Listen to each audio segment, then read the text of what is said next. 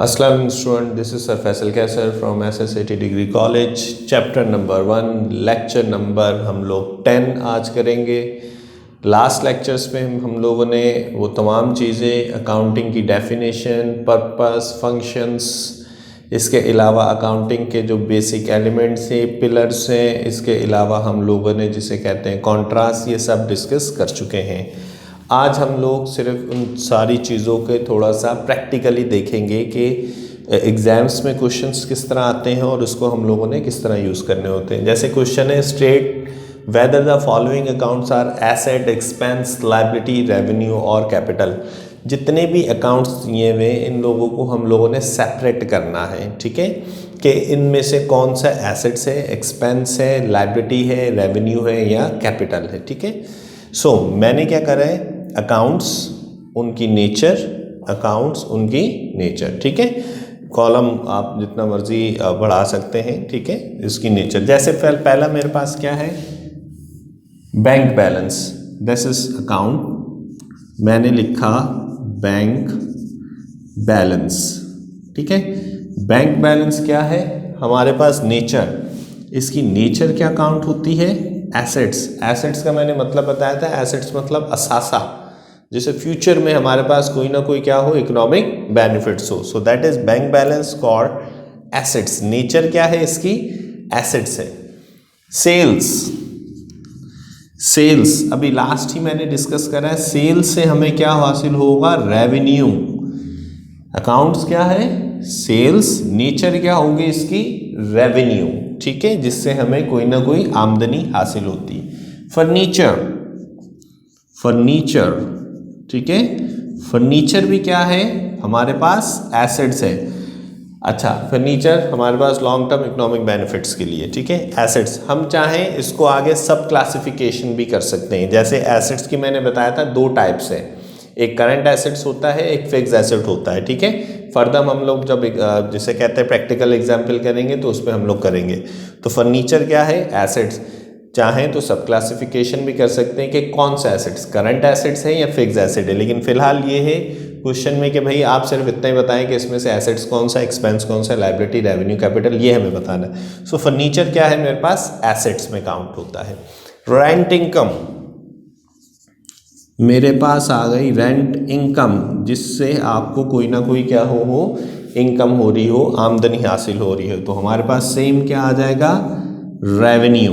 इसकी नेचर क्या है, रेंट इनकम की नेचर क्या होगी, रेवेन्यू। व्हीकल्स, ठीक है, यह आ गया मेरे पास व्हीकल्स, ठीक है। व्हीकल्स भी क्या होता है मेरे पास, एसेट्स के तौर पे काउंट होता है, लेकिन कौन सा एसेट्स है, फिक्स एसेट। हमें फिलहाल अभी इसको सब क्लासिफिकेशन नहीं करनी, करंट है कि फिक्स है। व्हीकल, गाड़ी वगैरह को कहते हैं हम लोग, ठीक है, assets, that is fix assets. Cash investment, एक चीज नोट कर लें अच्छे से, this is not called only assets, ये लिखा हुआ आ रहा है कैश इन्वेस्टमेंट, ठीक है। कैश अगर होता तो वो एसेट था, कैश इन्वेस्टमेंट है तो इसका मतलब क्या है कि कैपिटल है ये, यानी सरमायाकारी। इन्वेस्टमेंट मतलब होता है कहीं ना कहीं आप क्या कर रहे हो, इन्वेस्टमेंट कर रहे हो। So cash investment is called capital, ठीक है। अच्छा जी, नेक्स्ट क्या है, एडवर्टाइजिंग। नेक्स्ट है एडवर्टाइजिंग। एडवर्टाइजिंग करना, जाहिर सी बात है, खर्चा करना, इसको हम लोग क्या कहते हैं, एक्सपेंस काउंट होता है हमारे पास, ठीक है। नेक्स्ट है प्री पेमेंट। प्री पेमेंट यानी पहले से कोई चीज क्या कर देना, अदा करना, देना, इसको क्या कहते हैं हम लोग, एसेट्स, ठीक है। पहले से देना, यानी जब आप दे रहे होते तो वो होता किसका है, आपका अपना पैसा है ना। प्री पेमेंट मतलब पहले से दे दिए, लेकिन वो पैसा किसका है, मेरा अपना पैसा है, तो that is pre payment called assets. Next क्या है, accounts payable. Accounts payable, accounts payable से मतलब यह है कि आपने कहीं से कोई ना कोई चीज़ उधार ली हुई थी और बाद में उसको क्या करना है, आपने पेमेंट करना है। इट्स मीन दैट के ऊपर लायबिलिटी है। सो अकाउंट्स पेबल मीन नेचर जो होगी इसकी वो क्या होगी, लायबिलिटी, ठीक हो गई बात, ओके जी। नेक्स्ट क्या है हमारे पास, मर्चेंडाइज एट एंड, ठीक है। अगर आपको लेक्चर्स याद हो, मर्चेंडाइज एट एंड। मैंने जब आप लोगों को मर्चेंडाइज इन्वेंट्री के बारे में पढ़ाया था उसी वक्त मैंने इसको हाईलाइट करा था कि मर्चेंडाइज की दो टाइप्स समझ ले होती हैं, मर्चेंडाइज ओपनिंग और मर्चेंडाइज एंडिंग। ठीक है, सो हमारे पास जो मर्चेंडाइज एट एंड है इसको हम लोग कहते हैं एसेट्स। ठीक है, और एसेट्स भी याद रखिएगा कौन से एसेट्स कहते हैं, इसे हम लोग करंट एसेट्स कहते हैं। अगर यहाँ पे मर्चेंडाइज एट ओपनिंग लिखा होता है या मर्चेंडाइज एट स्टार्ट लिखा होता तो वो हमारे लिए एक्सपेंस काउंट होता है। क्लियर हो गया स्टूडेंट। नेक्स्ट है मेरे पास अकाउंट रिसीवेबल। अकाउंट्स